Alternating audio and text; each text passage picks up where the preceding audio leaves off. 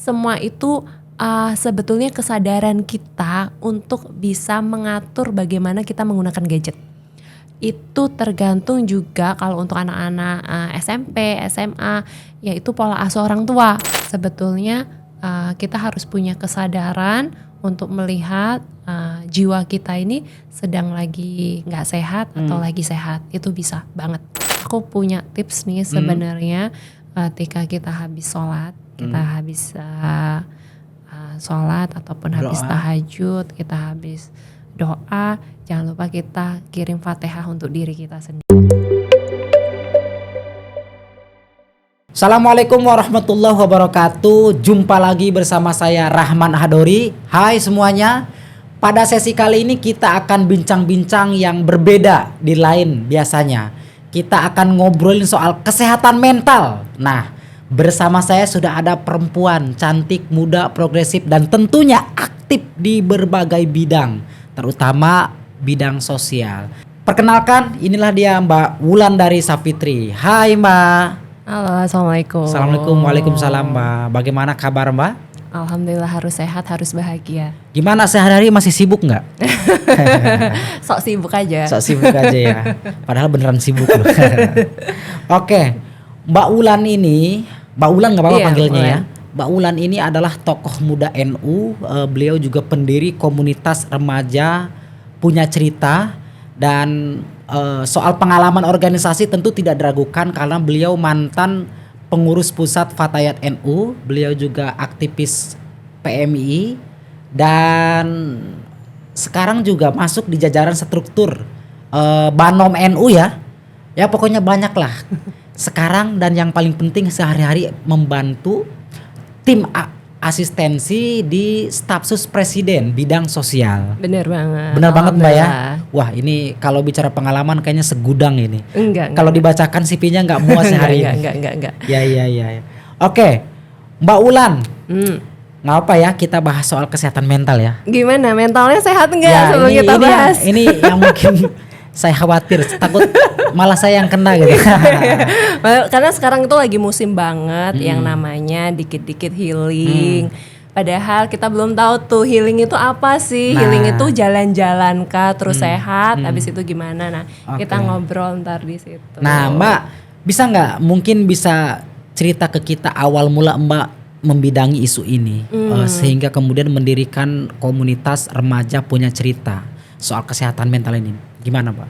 Oke, jadi sebelumnya memang basicnya saya di psikologi. Kemudian dulu saya juga seorang santriwati di pondok pesantren di Jombang, Jawa Timur, di Pondok Darul Ulum Jombang. Nah, disitulah saya belajar tentang arti kehidupan yang sesungguhnya itu bagaimana. Kita mengenal berbagai macam karakter, orang short sampai dot semuanya ada.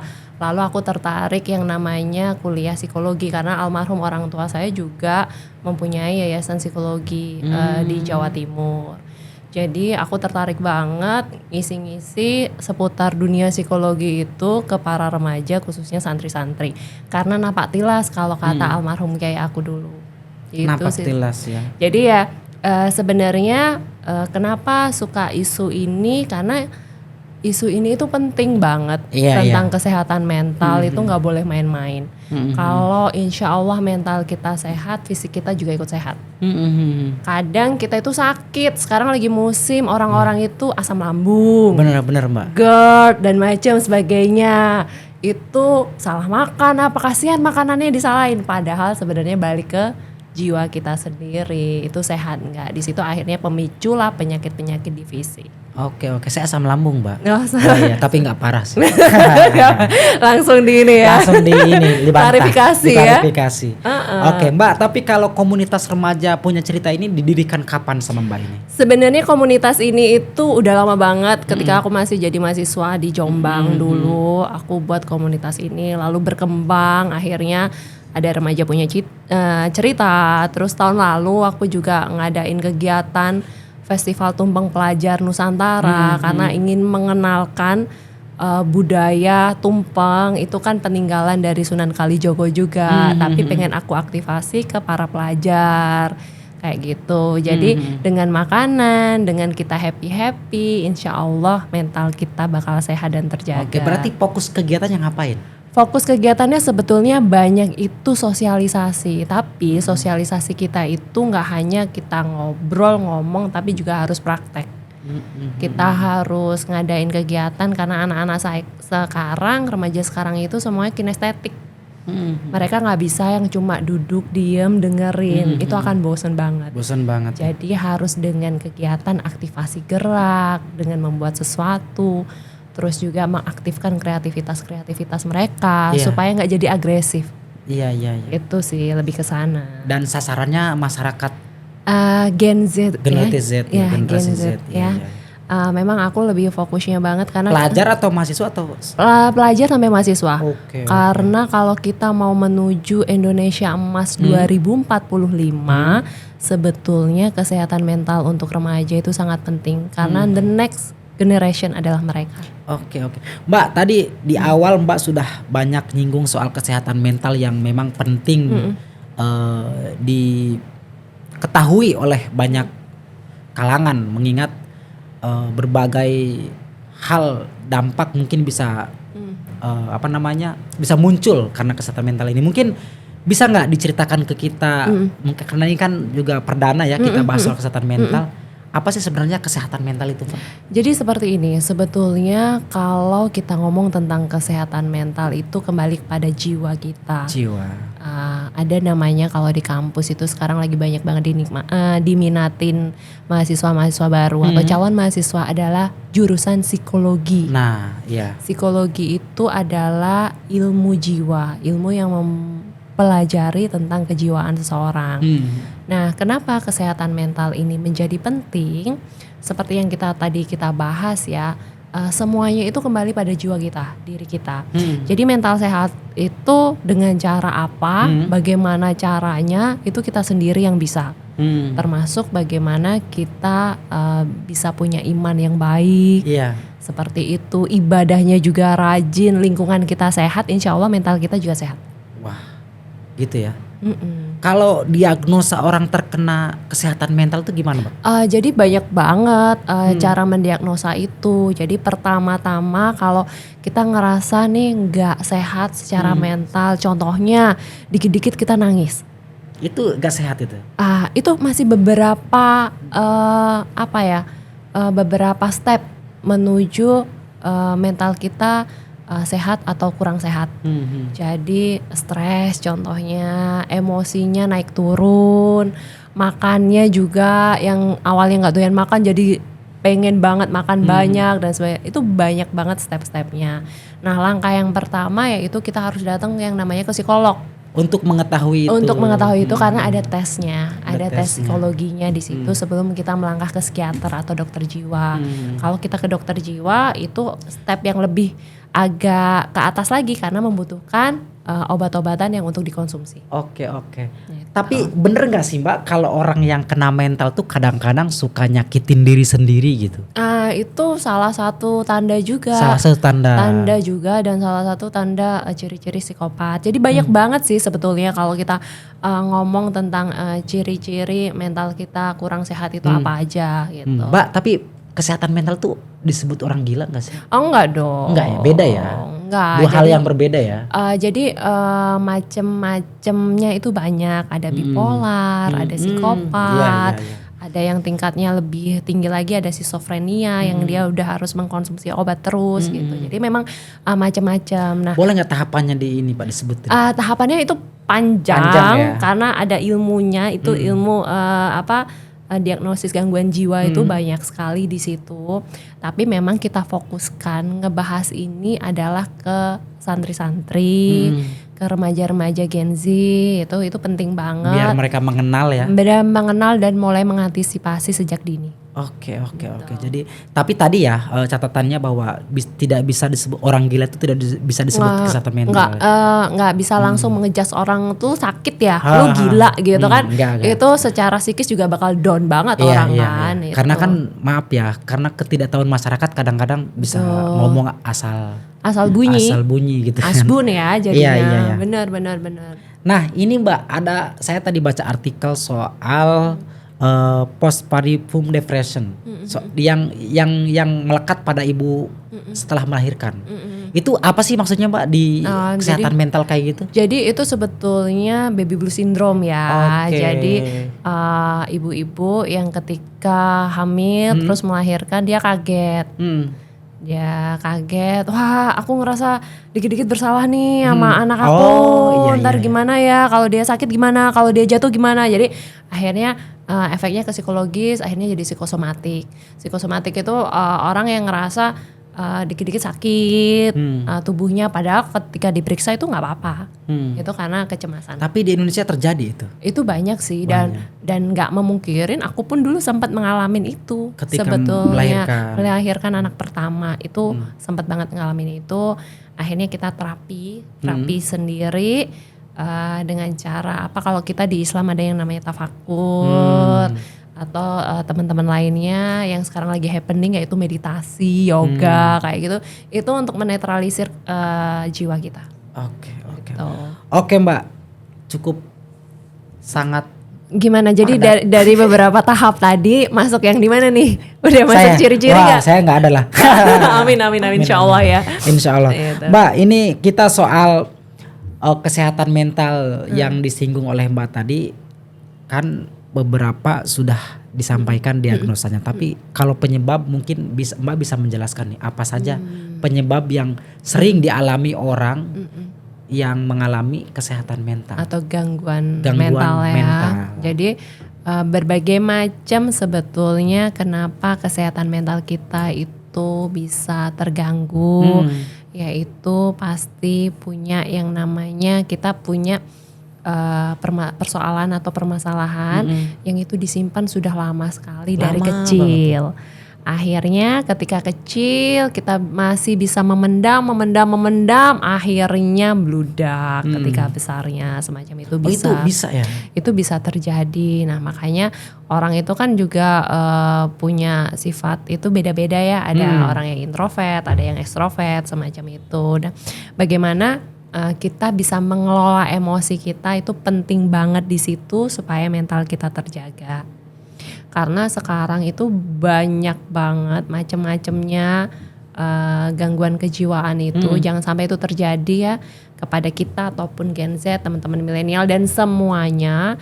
Jadi itu bisa faktor karena orang tua, bisa karena lingkungan, bisa karena patah hati, sakit hati, trauma, diputusin dan macam-macam. Bisa itu. Ya? Banyak banget. Kalau fisik Mbak, misalnya kepalanya terbentur apa gitu, itu bisa itu?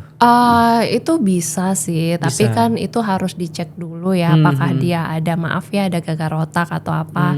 Itu kan ada tesnya, ada tes EEG namanya untuk mencari tahu unsur sarafnya mana yang bermasalah atau kena sesuatu. Kalau keturunan, Mbak? Nah itu banyak juga yang kemarin sempat berpendapat ya, mitos atau fakta tentang gangguan jiwa itu bisa nurun nggak sih? Yeah. Gitu kan sebenarnya.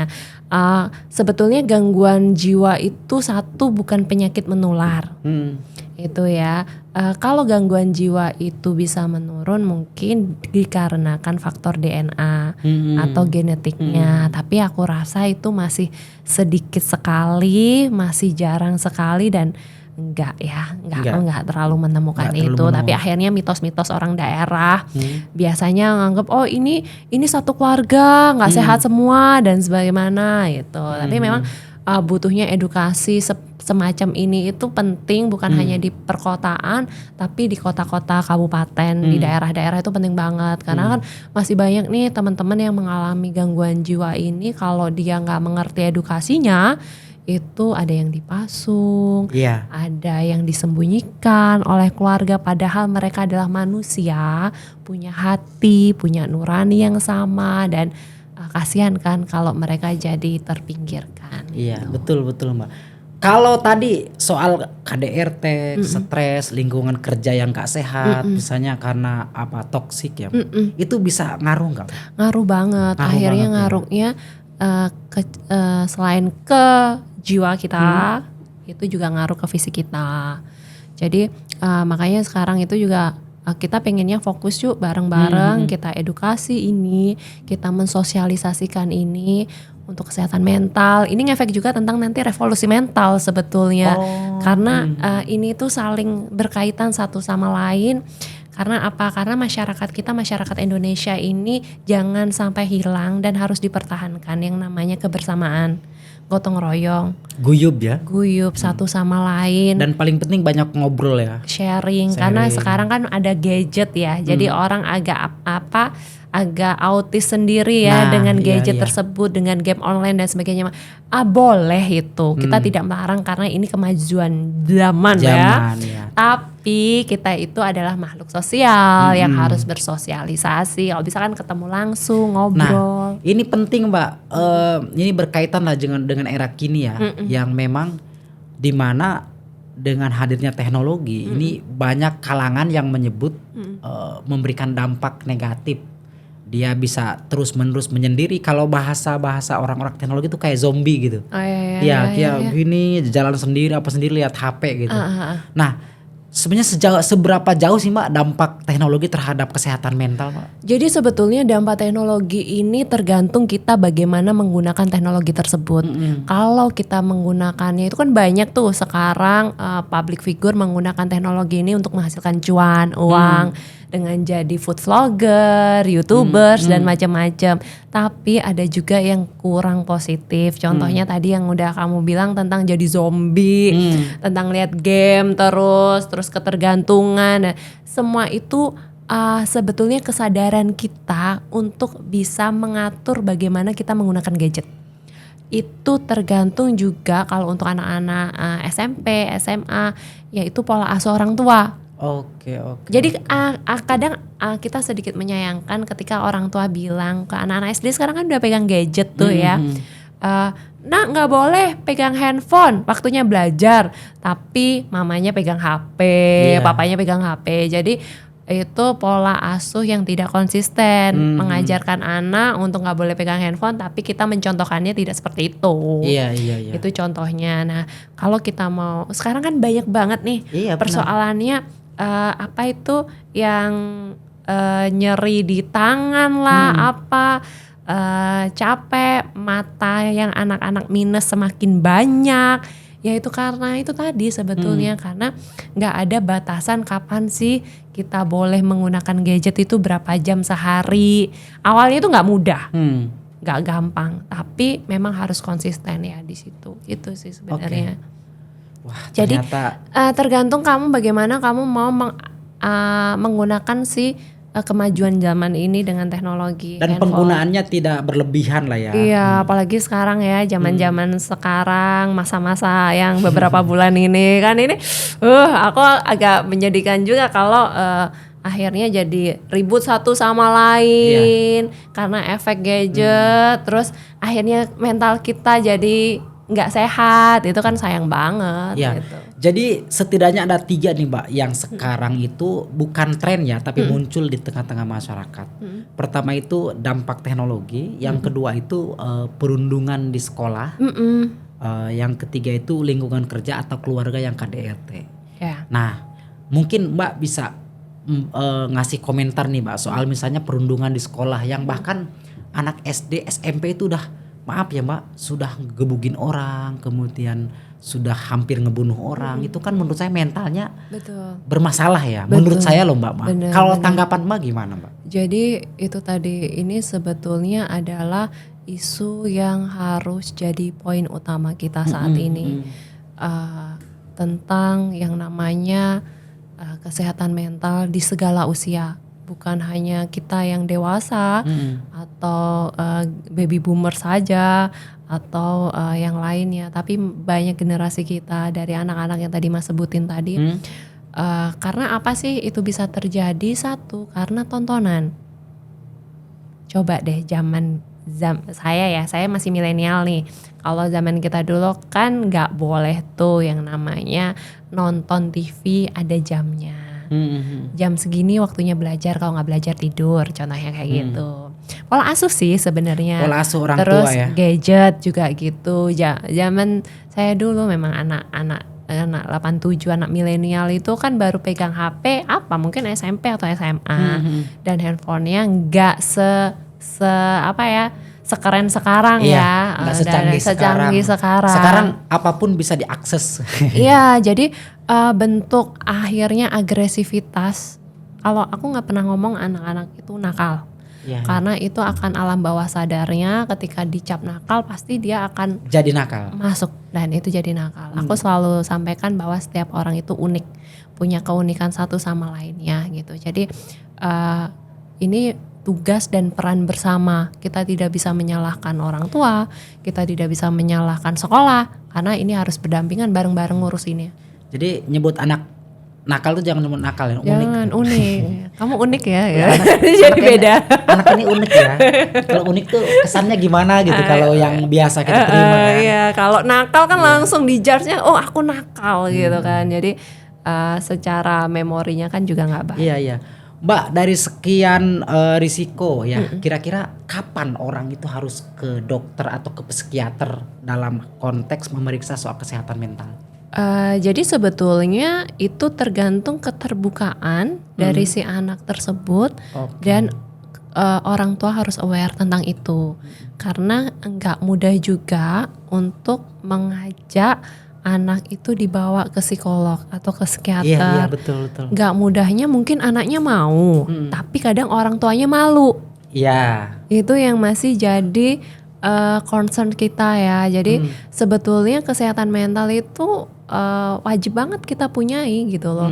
Kalau penyakit itu ada dalam diri, dalam jiwa kita, kalau sedini mungkin bisa kita deteksi, bisa kita sembuhkan, alhamdulillah kan. Jangan sampai itu menunggu terlalu lama. Oke. gitu. Mbak, maaf tapi lagi-lagi kembali ke basic. Dimaafin. Lagi-lagi kembali ke basic nih karena saya nggak tahu. Kalau orang kesehatan mental dengan anak-anak atau kelompok masyarakat yang autis itu beda. Beda. Itu beda lagi. jadi, itu disabilitas ya maksudnya? Iya, jadi ada beberapa macam kategori disabilitas, termasuk autisme itu sebetulnya adalah gangguan yang terjadi pada saraf. Oke, Itu bisa beda lagi ya. Bisa terjadi ketika ibu mengandung semacam itu. Terus anak-anak mengkonsumsi makanan-makanan yang banyak sekali mengandung MSG atau makanan-makanan yang kurang sehat, itu akhirnya efeknya ke saraf semacam itu. Oke.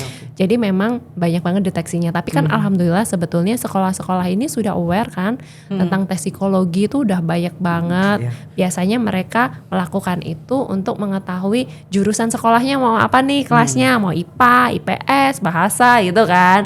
Sebetulnya selain di situ untuk mengetahui juga intelijensi, untuk mengetahui juga kesehatan emosi kita sejauh mana. Gitu. Kayaknya sekarang bikin SIM aja pakai tes psikologi kan ya? Gitu ya? Iya.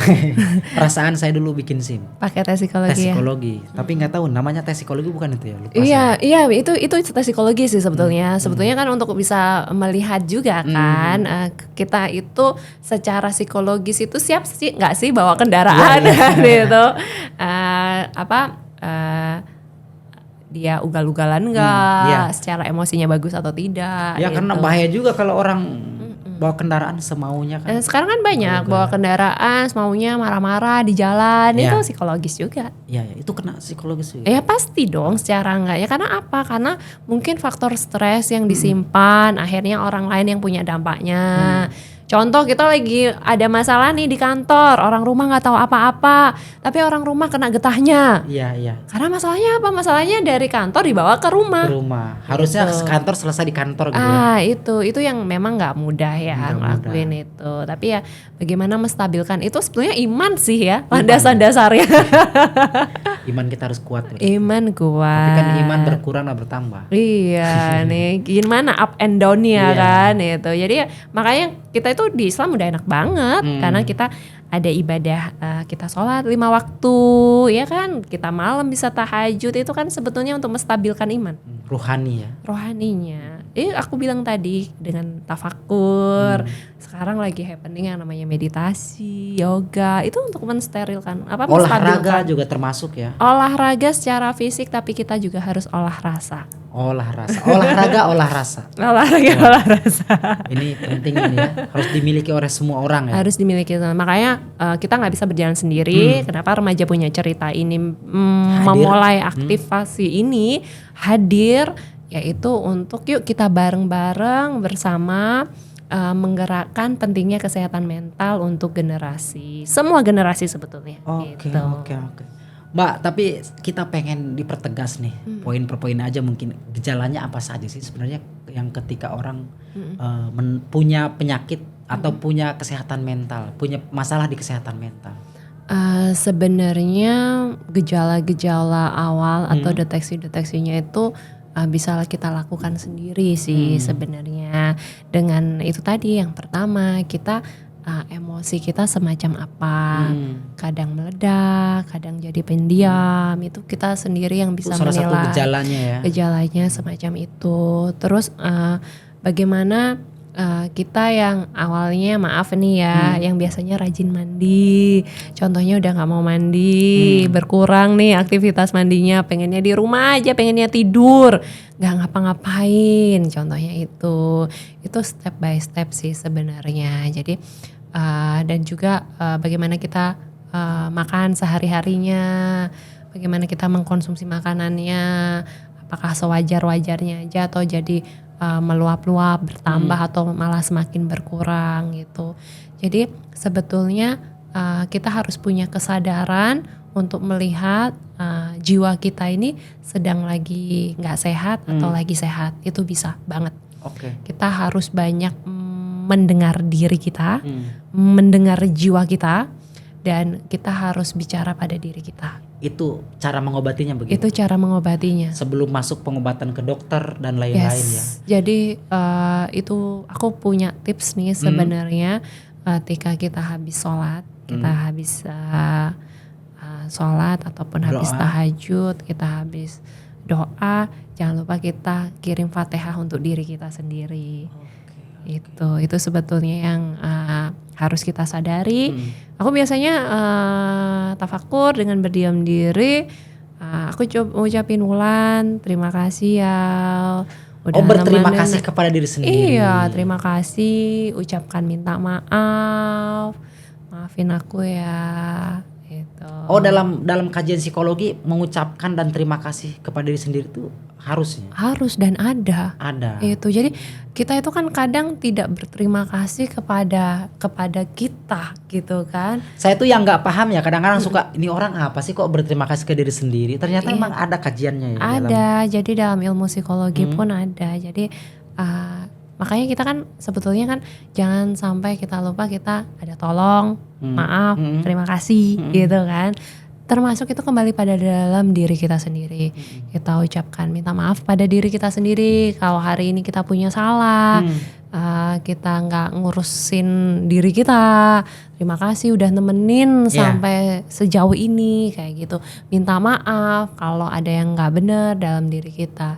Itu jadi kadang kita ruh kan. Iya. Itu loh yang kadang kita lupa, kita terlalu asik dengan fisik sih ya. Iya. Aduh, kamu ganteng banget sih, kamu cakep banget. Tapi kita nggak tahu dalam diri kita ini juga ada the real Wulan, the real si Anto, the real siapa Amin atau siapapun itu gitu. Iya. Gitu sih. Itu sejauh itu ya. Jauh dan dalam sih. Kayaknya saya harus banyak ngobrol sama psikolog ini biar banyak tahu soal ruhani. Iya, jadi aku nanti mau buat volunteer juga buat remaja punya cerita ini. Aku mau aktivasi kepada seluruh mahasiswa-mahasiswi psikologi bareng-bareng untuk jadi volunteer bersama untuk bisa mendengarkan cerita-cerita remaja yang ada di Indonesia. Oke. Mbak, kalau tadi kan cara ngobatin gejala. Kalau cara mencegahnya gimana biar kita tidak kena kesehatan mental itu? Cara mencegahnya untuk menstabilkan emosi kita supaya mental kita terjaga dengan baik itu dengan cara kita happy.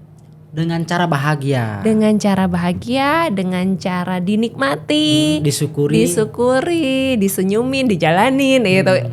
Mbak nggak gampang Mbak kayak gitu. Iya nggak gampang karena udah kita coba belum. Kadang kita itu ngomong itu susah padahal belum dicoba. Cuma ngelihat secara visionernya itu udah susah.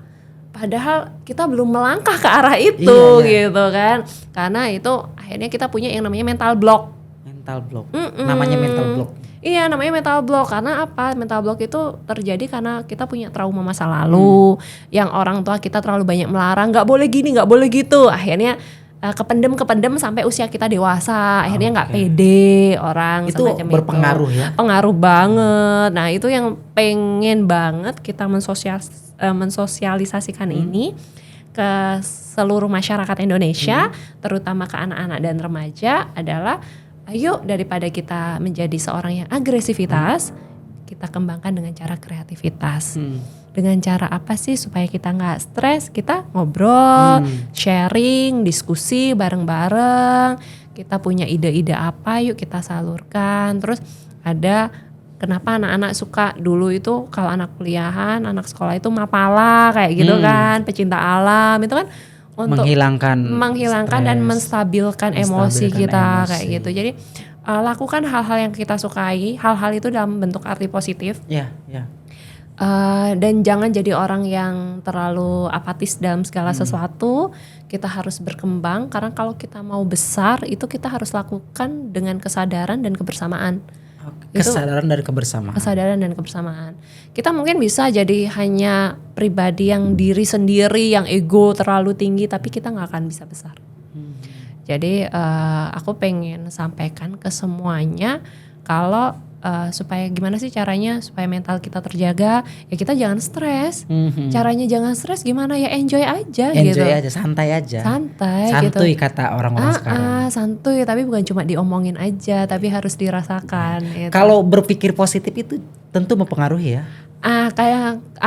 Jadi ada yang berpikir positif, ada yang berperasaan positif, ada positive feeling, ada positive thinking. Itu beda lah ya. Beda. Jadi kalau positive thinking itu kita masih menggunakan akal, menggunakan otak untuk semuanya baik-baik saja, semuanya positif, semuanya akan indah pada waktunya.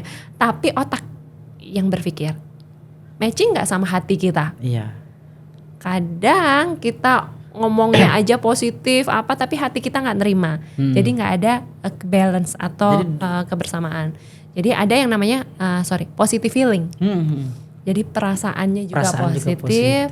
Akalnya juga ikut berpikir positif. Ternyata setelah dibedah banyak banget ya. Banyak banget dan itu kayaknya jarang banget orang bukan mempelajari ya, mempraktekkan itu di keseharian. Itu sih jadinya yuk bareng-bareng yuk punya kesadaran tentang kesehatan mental. Apalagi sebetulnya tanggal 3 Desember ini adalah Hari Disabilitas Internasional. Hari Disabilitas Internasional ini diperingati di seluruh dunia dengan berbagai macam ragam disabilitas. Contohnya ada disabilitas mental di sini, makanya pas juga nih momennya kalau bulan ini kita ngebahas tentang kesehatan mental. Gitu.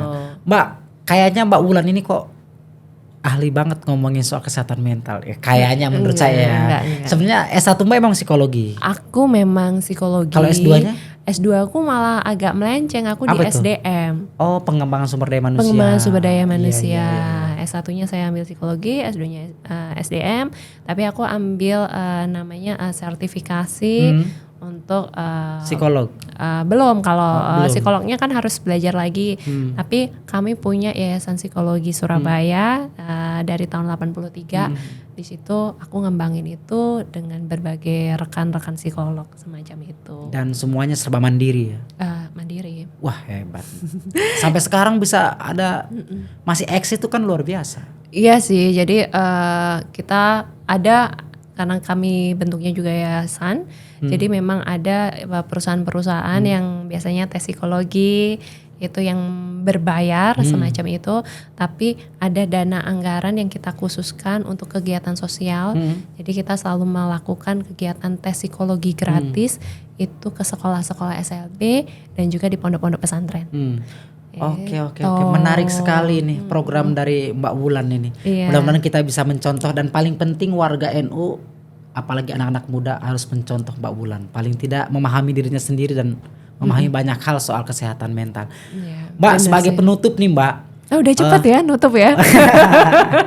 kita udah hampir berapa menit kan? Iya ya, nggak kerasa ya Nggak kalau ngomongin kerasa ya. kesehatan mental. Gimana Memang, gimana? tapi kalau dibuat buku panjang itu. Panjang, doain ya bukunya nanti terbit. Ya, siap, kita tunggulah. Kita bedah di sini kalau sudah Insya Allah, terbit. insya Allah, insya Allah. Mbak, ini sebagai penutup nih, tadi kan disampaikan soal peran orang tua yang begitu signifikan, harus benar-benar ada.